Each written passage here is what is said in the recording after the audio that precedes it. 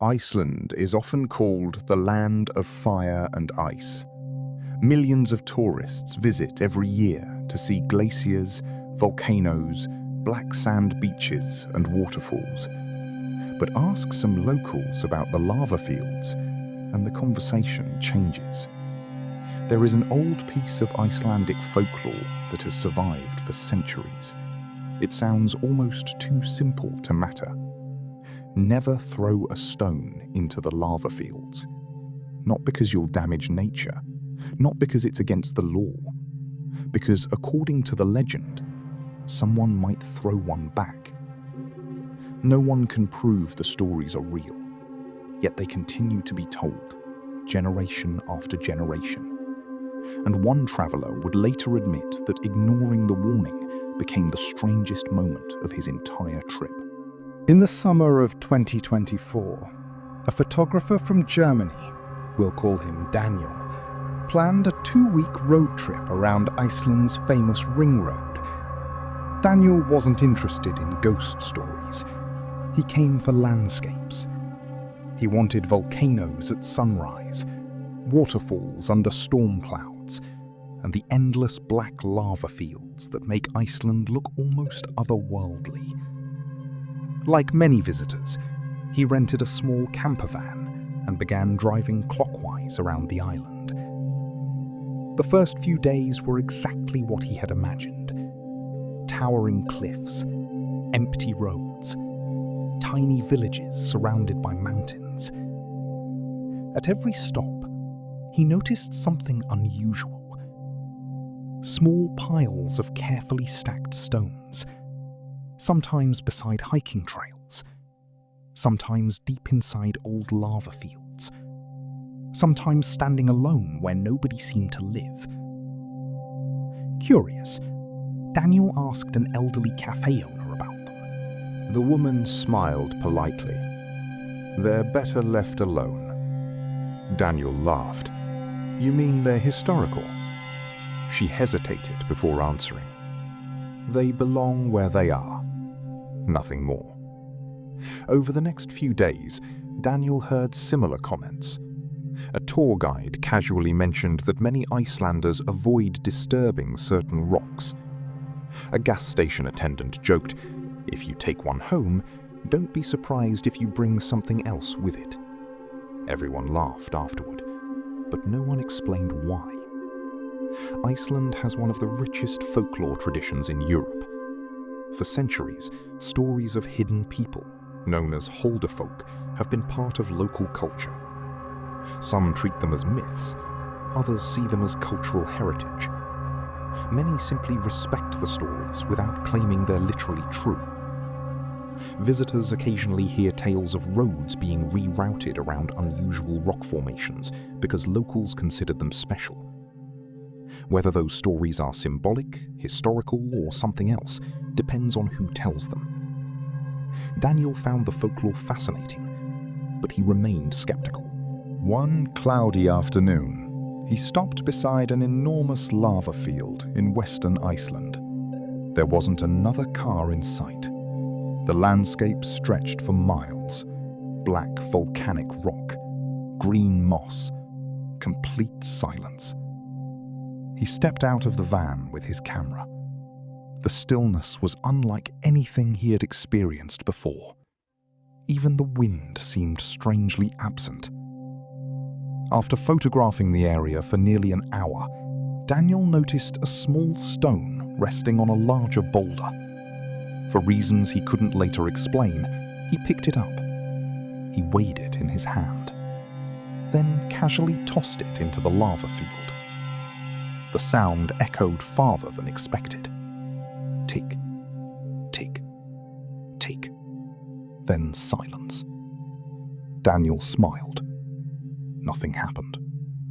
He returned to the van, started the engine, And drove away. About 5 minutes later, something struck the roof. A sharp crack. Daniel immediately pulled over. There was no traffic, no overpass, no trees overhead. He stepped outside. Resting beside the van was a stone, about the same size as the one he had thrown. He looked around. Nothing. Just endless lava. He assumed it had somehow become trapped under a tire and bounced upward. It seemed like the most reasonable explanation. He tossed the thought aside and continued driving. That evening, Daniel parked at a campground. While reviewing his photographs, he noticed something odd. In several images taken just before he threw the stone, the lava field appeared empty. But in one frame, there seemed to be a distant figure standing among the rocks, too far away to identify. He zoomed in. The image became grainy. The figure disappeared into the pixels.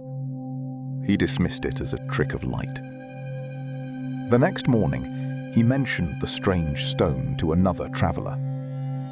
Before Daniel finished the story, an Icelandic camper nearby quietly interrupted. "You threw a rock, didn't you?" Daniel laughed. "How did you know?" The man shrugged. "It's an old story." Daniel asked what it meant.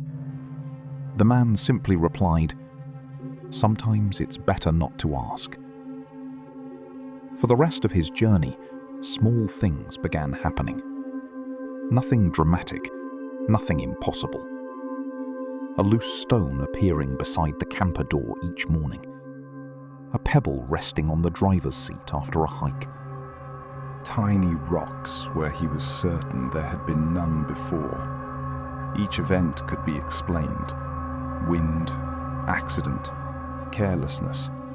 Yet together, they slowly became difficult to ignore. Near the end of the trip, Daniel stopped at a small museum dedicated to Icelandic folklore. He didn't mention his experience. Instead, he casually asked whether locals still believed the old stories. The guide smiled. Belief isn't always the point. Daniel looked confused. The guide continued. Sometimes legends exist simply to remind us to respect a place. That answer stayed with him. On his final day in Iceland, Daniel returned to the same lava field. He carried a single stone in his hand. He walked to the spot where he believed he had thrown the first one. Without saying anything, he gently placed the stone back onto the moss-covered rock. Then he quietly apologized.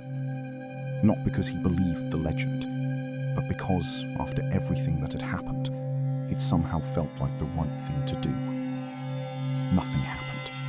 No sound, no movement. Just silence. The kind of silence that seems to absorb every thought. When Daniel returned home, he unpacked his camera equipment. Inside one side pocket, he found a smooth black volcanic stone. He was certain he had never placed it there. Perhaps he had picked it up without remembering. Perhaps it had slipped in while hiking. He couldn't explain it. Years later, that stone still sits on a shelf in his home. He has never returned it, and he has never thrown it away. No one knows whether the old Icelandic warning began as superstition, a lesson about respecting fragile landscapes, or simply a story that grew over centuries. But if you ever find yourself standing alone in an Icelandic lava field, holding a stone in your hand, you may remember one piece of local folklore. Not because you're certain it's true, but because in that moment, you might not want to find out. After all, some legends don't ask you to believe them. They only ask you to be careful.